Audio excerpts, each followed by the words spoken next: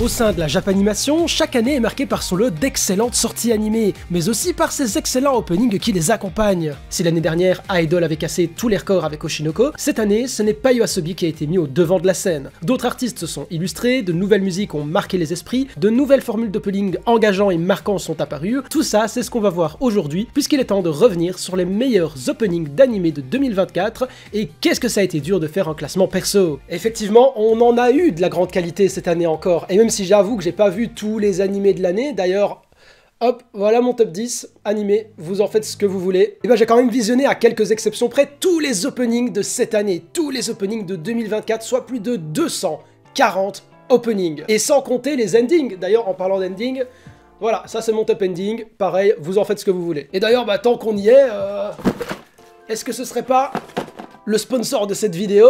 Merci à Zen Market qui sponsorise cette vidéo. Eh, tu l'avais pas vu venir celle-là, hein? Ayant déjà été client, ça me fait vraiment plaisir de pouvoir collaborer avec eux. Zen Market, c'est un service qui permet aux utilisateurs de différents pays ne résidant pas au Japon d'acheter des produits sur différents e-commerce japonais, ce qui est vachement utile pour trouver des produits inédits chez nous. Comment ça se passe? Vous faites votre shopping sur Zen Market, vous rassemblez les produits désirés en provenance des différents sites en un seul panier, Zen Market prépare votre colis et l'expédie chez vous. Le service est disponible en français bien évidemment, et vous avez un vaste choix de transporteurs et de moyens de paiement disponibles, c'est super pratique. D'autant plus que c'est super facile de suivre l'expédition internationale de vos achats. Et si sur Zen Market vous aviez déjà l'embarras du choix avec un catalogue extrêmement bien fourni, eh bien ils ont récemment ajouté sur leur site web la possibilité de commander sur Media World, qui est un e-commerce japonais de renom spécialisé dans une large gamme de produits destinés à la fois aux fans d'anime, mais aussi aux fans de jeux vidéo ou même plus globalement de pop culture. Vous pouvez y acheter des articles neufs ou d'occasion à des prix que je trouve vraiment démocratiques. D'ailleurs avec des potes, on passe par là pour s'acheter des belles petites cartes Pokémon en japonais, ça fait toujours plaisir. Si vous êtes intéressé par Zen Market, je vous mettrai évidemment tous les liens dans la description.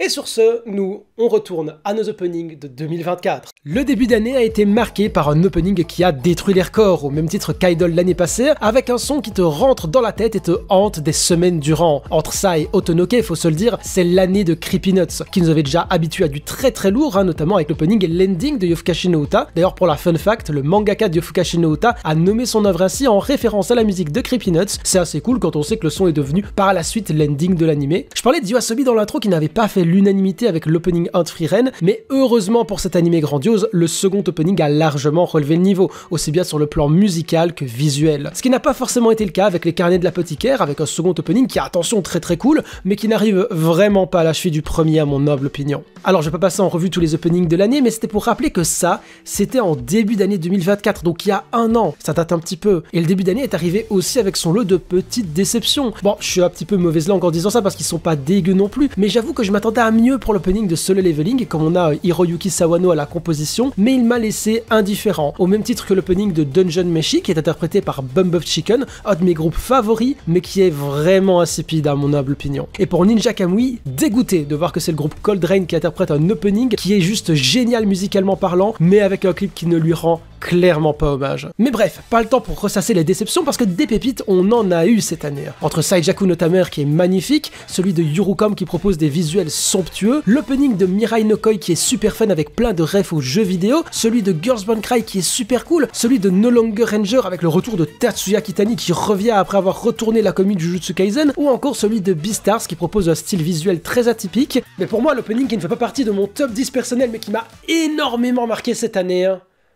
c'est celui-là. Mais quel ovni, sérieusement, entre la nouvelle direction artistique et le retour de Hiroshi Kitadani, le chanteur le plus emblématique de One Piece, à qui on doit We Are We Go Weekend, on est clairement servi. L'opening de One Piece est vraiment unique, il dénote totalement des précédents par son visuel atypique, signature de l'arc Egghead. De l'aerial shot en début d'opening sur le Sunny jusqu'à la vue de la carte de Grand Line en passant par les fights représentés dans l'opening, c'est du grand art de A à Z qui nous est proposé par Megumi Ishitani à la direction de celui-ci, qui a réussi à insérer un tas de refs à l'arc et l'univers de One Piece, en plus d'insuffler une passion palpable au travers de cette pépite. Animation, couleurs, plans originaux et créatifs, tout y est et sous une musique explosive aux transitions mélancoliques, saupoudrées de chœurs épiques, c'est vraiment juste trop fort. Et bien qu'honnêtement c'est pas l'opening que j'aime le plus me remater en boucle, il est objectivement incroyable et le parti pris de proposer une recette différente dans un animé tel que One Piece, c'est une vraie prise de risque qui est à mon sens au moins à souligner. Bon, ceci étant dit, je pense qu'on peut entrer dans le vif du sujet. Quels ont été mes openings préférés de 2024? On y va.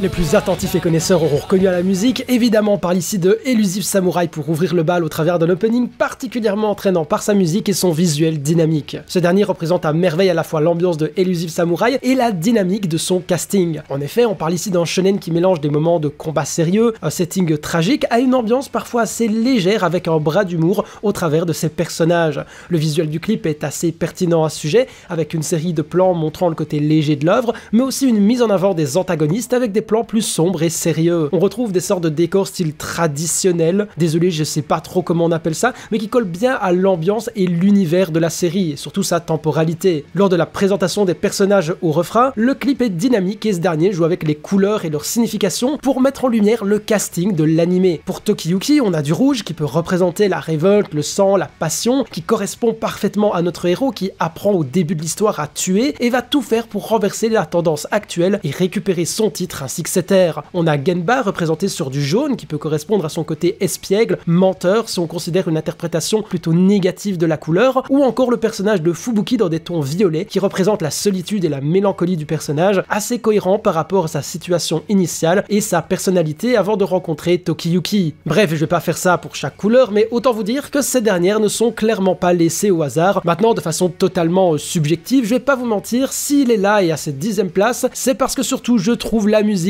particulièrement catchy.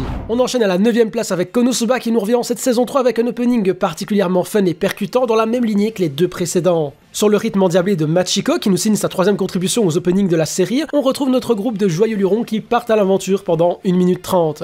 Fight contre des dragons, feux de camp et autres énigmes les attendent au détour de séquences d'action stylées, d'une vibe Konosuba qui est parfaitement retranscrite, que ce soit via le dynamisme et le fun que propose le clip, mais surtout aussi par sa musique. On y voit un tas de références aux personnages, leur personnalité, leur environnement, mais surtout, et oui ça fait beaucoup de surtout, on a un opening qui nous raconte une histoire. Je vais pas vous mentir, c'est pas mon opening favori de Konosuba, bien qu'il soit excellent, la faute à mon adoration sans faille pour le second, et au fait qu'on a une formule appliquée pour cet opening qui est fort semblable à celle du premier et du second, avec encore Machiko au chant et une volonté de raconter une courte aventure en 1 minute 30, qui est une idée géniale, attention, mais qu'on a déjà vu. Bon ok, là je fais un petit peu les grilles, mais concrètement ça reste, et c'est pas pour rien qu'il est ici, un des openings les plus grandioses que 2024 nous a proposé, et je me devais absolument de le mettre dans le top. Il aurait pu être bien plus haut si j'étais pas un fanboy du deuxième qui est à mon sens vraiment meilleur et qui est d'ailleurs dans mon top 10 of all time. Si vous n'avez pas vu ma vidéo sur le sujet, je la mets en description. De même d'ailleurs, c'est vrai que ma dernière vidéo qui explique comment sont créés les openings et endings d'animé, si ça peut intéresser certains. Enfin tout ça pour dire qu'il est excellent, mais que je préfère le précédent. Contrairement à l'opening 2 de Mashle, qui, qu'on l'aime ou qu'on le déteste, a eu un bien meilleur succès que le premier, et c'est pas peu dire. J'avoue que lorsque je l'ai découvert, je me suis dit mais what the fuck, et aujourd'hui quand je l'entends, j'ai juste envie de danser. En fait c'est typiquement mon plaisir coupable. C'est pas musicalement une composition digne des plus grands virtuoses de la musique, c'est pas le clip le plus waouh de l'année, mais qu'est-ce que c'est drôle. On a dépassé le stade d'opening pour devenir un véritable mème à l'international et qui a boosté de façon stratosphérique la popularité de Mashle mais aussi de Creepy Nuts. Le délire autour des choux dans l'opening, qui correspond évidemment très bien à Mashle et son héros, est assez rigolo. Le visuel ne laisse clairement pas indifférent, malgré un style qui ne me parle pas spécialement, notamment avec la typo Mashle, on dirait c'est une typo GTA San Andreas, ça me termine. Mais bon, dans tout ça, ce qui fait la force évidemment de cet opening, c'est sa musique qui pose une tente dans ton cerveau dès que t'entends la moindre note. Franchement, j'ai pas grand chose à dire d'intéressant dessus, juste c'est très très fort, trop fort même en fait. Et vous savez, un autre truc qui est particulièrement fort, c'est l'incrustation exceptionnelle des crédits dans l'opening de Makaine. Si la force de l'opening de Mashle réside dans la musique, celle de Makaine réside dans son clip exceptionnel, très coloré, mais qui n'en demeure pas moins harmonieux. Et surtout, ce qui est particulièrement notable, c'est la façon avec laquelle l'opening intègre les crédits de son animé. Généralement, les crédits dans les openings sont balancés un petit peu de manière random, et c'est pas toujours dérangeant, tant qu'ils ne gâchent pas l'attrait du clip, ce qui est rétrospectivement un petit peu le cas je trouve avec Konosuba qu'on a vu tout à l'heure, mais c'est pas un élément sur lequel on s'attarde très souvent. Toutefois, dans Makaine, les crédits sont incrustés de façon ingénieuse et se fondent parfaitement dans le clip, et c'est 1001 couleurs sur les rails du train, sur les bâtiments, sur les écrans géants du centre commercial. Bref, c'est un immense point positif, et j'avoue que je suis pas fanatique de la musique, mais j'apprécie tout de même. En fait, le style me fait un petit peu penser à Okago Tea Time de K-On, pour ceux qui ont la référence. Mais ce qui lui vaut sa place ici, c'est que c'est à mon sens l'opening le mieux produit de l'année. Il est dynamique, il est pétillant, au même titre que les personnages de l'animé, ce qui donne ce sentiment de parfaite retranscription de leur personnalité et à quel point ils sont hauts en couleur, mais surtout, les crédits sont incrustés de manière totalement ingénieuse et originale, et rien que pour ça, franchement, il mérite sa place dans ce top. Et c'est la même pour Windbreaker. Non, la transition télé, j'avais vraiment pas mieux, je suis désolé. Avec Windbreaker, on a une production vraiment qualitative et soignée qui se ressent jusqu'à son opening Zeta Redo par Natori, qui musicalement ne me transcende pas non plus. Marrant d'ailleurs qu'il y avait plein d'openings ici qui soient dans ce top et qui pourtant me font ni chaud ni froid musicalement parlant, mais qu'est-ce qu'il est jouissif à visionner. On peut dire merci au compositing du clip qui nous procure un jeu de lumière, une qualité exceptionnelle sublimant chaque plan de celui-ci, et en plus d'avoir une animation extrêmement soignée, faut le souligner. Sérieux, dans l'opening, on a une scène de fight au refrain et on peut y aller frame par frame, c'est détaillé à fond. Regardez la précision de chaque coup de poing, le détail dans le regard et les gestes de Suho et ses opposants qui se chient dessus, la beauté de cette tomate juteuse qui me donne envie de taper un croc. Bon, ok, je m'emballe. Le petit parallèle de Umemiya qui fait grandir ses plantes comme il fait prendre en maturité à Sakura, notre héros, et le fait mûrir aussi. Les séquences badass où on voit nos protagonistes débouler en ville, et en parlant de la ville, au risque de me répéter, mais les plans sont si beaux et soignés. L'opening est super dynamique, au même titre que l'animé. Lorsque tu le lances, et bah tu sais que tu vas avoir du fun et de la baston. En bref, il remplit parfaitement son rôle, en plus d'être sublime je trouve visuellement parlant, donc c'est un grand oui. Et j'avoue que pour du Windbreaker, Makaine, Konosuba, je trouve que c'est justifiable de les positionner dans un top 10 des openings de l'année, il n'y a pas de grande surprise. On peut reconnaître de manière assez universelle que peu importe s'ils sont à notre goût personnel ou non, ils ont un réel intérêt et ont une raison objective d'être considérés comme étant des bons openings en se basant sur des éléments visuels et sur la qualité de production que tous les EP qui sortent sur l'année n'ont pas malheureusement. Mais il y a des openings qui parfois nous accrochent tout particulièrement par un élément visuel, par un élément sonore, des choses qui sont parfois même inexplicables. En gros, on appelle ça des coups de cœur. Je suis tombé amoureux de l'opening de Mekaude pour plusieurs d'entre elles. La première est évidemment sa musique, j'avoue, Vortex, interprété par Setsuko et composé par Hiroyuki Sawano, encore lui. Dès le début du son, on a un rythme très énergique avec des instruments électroniques, donnant immédiatement une sensation futuriste et intense, digne d'un animé de mecha, et ça tombe bien, on est en plein dedans. Ça peut être à partir de seulement 30 secondes d'opening, c'est extrêmement dynamique dans le son comme dans le visuel, et l'OP a une structure musicale assez variée. En témoigne le brain qu'on nous met lorsqu'on stoppe la musique pendant quelques secondes avant de rebalancer le refrain, une technique qui avait fort bien marché déjà dans l'opening de Yofukashi no Uta il y a 2 ans de cela, et qu'on retrouve ici de manière très inattendue. Aussi, la musique est parfaitement en rythme avec le clip, on a des transitions très soignées, une variation au niveau des esthétiques qui parfois sont assez fortes et qui renforcent l'identité visuelle de l'opening. En bref, c'est du très bon cru, j'ai vraiment adhéré, mais il est un petit peu plus particulier et je comprends que tout le monde ne l'apprécie pas. Et ça me fait d'autant plus plaisir d'avoir kiffé cet opening qui provient d'un animé particulièrement underground, parce que c'est pas du tout le cas du suivant, mais comme je dis toujours, quand c'est trop fort, bah c'est trop fort. Et même si l'opening 2 de Oshinoko ne bénéficie pas d'un son aussi marquant qu'Idol, il n'en reste pas moins un incontournable de cette année avec le son fatal de Gem. Enfin Gem c'est Gemini, en mode les jumeaux, t'as capté, sans le Ai parce que bah Ai, voilà quoi, fan d'Oshinoko, on se sait. Enfin bref, bienvenue sur un des openings, si pas l'opening le plus fascinant de cette année à mon sens, un opening qui est appuyé par un côté particulièrement sombre et troublant grâce à sa palette de couleurs froides, la dynamique des personnages et surtout le côté post-traumatique suite au décès de Ai que l'on suit encore au travers des yeux d'Aqua et de Ruby dans ce clip musical. On a des plans à glacer le sang, punaise, regardez-moi cet arrêt sur image, ou encore des plans bourrés de sens comme celui où nos héros enlèvent leur masque,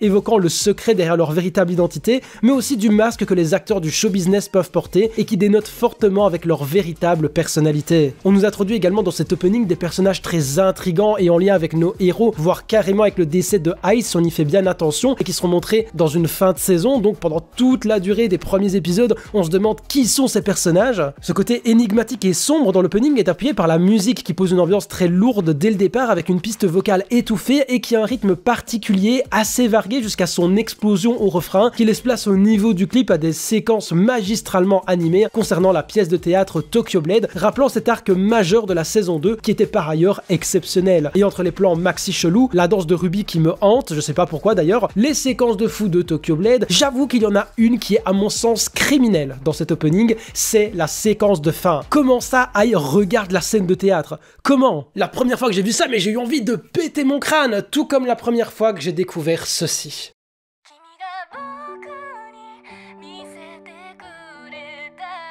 Si je vous évoque le nom de Tetsuro Araki, est-ce que ça vous parle? Et ben c'est tout simplement le réalisateur de Shingeki no Kyojin ou encore Death Note, rien que ça. Et s'il nous avait déjà épaté avec les openings 2 de Spy Family ou 4 de Vinland Saga assez récemment, et ben cette année il nous a réalisé non pas un mais une fois de plus 2 openings absolument grandioses. En effet, au début d'année sortait l'incroyable OP de la saison 2 de Bokuyaba avec une magnifique réalisation qui a conquis le cœur des fans d'anime. Dans ce dernier on y retrouve un compositing exceptionnel avec une gestion parfaite de la lumière qui met en valeur la beauté de nos personnages, en particulier le personnage de Yamada. On y retrouve également un tas de détails trop choux, comme les dessins de Yamada sur le bureau d'Ishikawa, mais aussi des détails intéressants liés au langage des fleurs. Mon préféré, c'est juste avant le refrain. On y voit des pivoines roses qui tombent au pied du héros lorsqu'il parle à Yamada de manière passionnée, comme s'il lui confiait son amour. Et devinez quoi? Eh ben la pivoine rose symbolise la timidité des sentiments. La voir donc tomber au pied du héros, comme si elle était morte, fanée, exprime donc la fin de la timidité des sentiments du héros. Et ça confirme qu'il se confie bien lors de cette séquence. Et la suite, c'est du gros pétage de crâne, avec un jeu de caméra exceptionnel qui va suivre notre Yamada dans une course effrénée au sein des couloirs de l'école avant de nous plonger au cœur du gymnase pour une scène de danse avec une chorégraphie précise, magistralement animée, et comme je le dis toujours,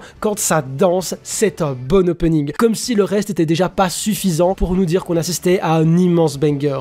Et même si la musique, qui est à mon sens très sympa, reste relativement oubliable, le clip est tout bonnement magique en tout point. Aussi bien dans ses idées créatives attestant des relations entre nos héros, que dans sa réalisation maîtrisée et bourrée de séquences plus belles les unes que les autres. Et puisque Araki a sorti l'opening de Bokuyaba en hiver, il avait encore quelques mois pour bosser sur sa deuxième prouesse de l'année, l'opening de Blue Box. Je vais pas fondamentalement m'attarder dessus parce que en fait on a exactement la même formule du grand Araki avec des plans plus beaux les uns que les autres, notamment les séquences sportives, aussi bien sur la danse que sur le basketball et même surtout le badminton. On a un style vraiment relativement identique dans les idées de réalisation et le compositing, avec des plans de caméra toujours super intéressants qui sortent un petit peu du lot, des belles séquences d'animation, une recette qui fonctionne à merveille et met absolument tout le monde d'accord. Mais une fois de plus, si la musique n'est pas à mon sens dans les favorites de l'année, le clip n'en reste pas moins exceptionnel et j'avais vraiment envie de mettre la lumière sur ces deux openings faits par le même réalisateur au travers de ce début de podium au sein de cette vidéo. Mais si sur ce podium, on monte d'un cran, ça donne ça. Ok, c'est bon, je déconne.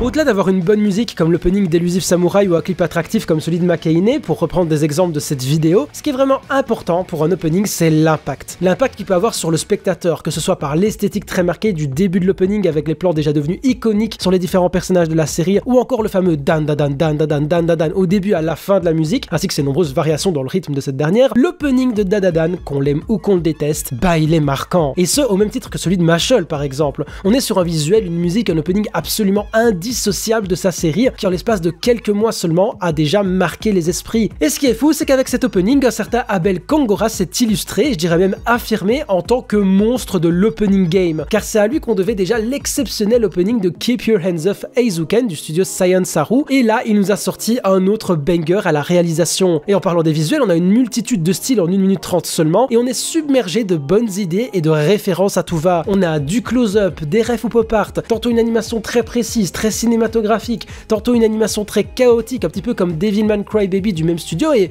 attendez, mais damn! Mais faut pas croire que Abel Kongora et ses animateurs ils sont allergiques au ref occidental, hein, ni à la divine Rihanna par exemple, si on se fie à cette danse que Momo réalise et qui a déjà fait 3 fois le tour d'internet. Cette multitude de références est accompagnée par une palette de couleurs exceptionnelle dans ce clip qui forme un opening qui, à mon humble opinion, est quelque peu bordélique dans le bon sens du terme, mais surtout est bourré d'inventivité et est absolument inoubliable.